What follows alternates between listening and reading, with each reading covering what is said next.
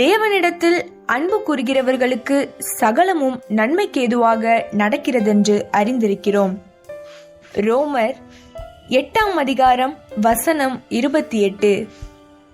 கடவுளிடம் அன்பு கூர்பவர்களோடு, அதாவது அவரது திட்டத்திற்கேற்ப அழைக்கப்பட்டவர்களோடு, அவர்கள் நன்மைக்காகவே ஆவியார் அனைத்திலும் ஒத்துழைக்கிறார் என்பது நமக்கு தெரியும்.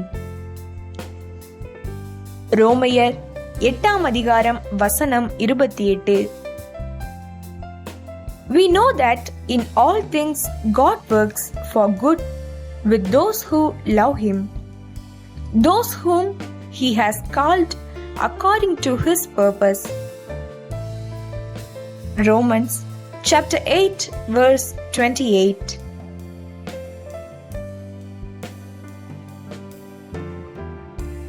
கிறிஸ்துவுக்குள் பிரியமானவர்களே, கர்த்தர் பாடுகளையும் துன்பங்களையும் ஒருவருடைய வாழ்க்கையில் அனுமதிக்கிறார் என்றால் அதற்கும் ஒரு மேலான நோக்கம் இருக்க வேண்டும். நெருக்கத்தின் இருள் ஒவ்வொருவருடைய வாழ்க்கையை சூழ்வதை அவர் கண்டும் அகற்றாதிருந்தால் அந்த இருளின் நடுவில் எதையோ தோன்ற பண்ண போகின்றார் என்பதே பொருள்.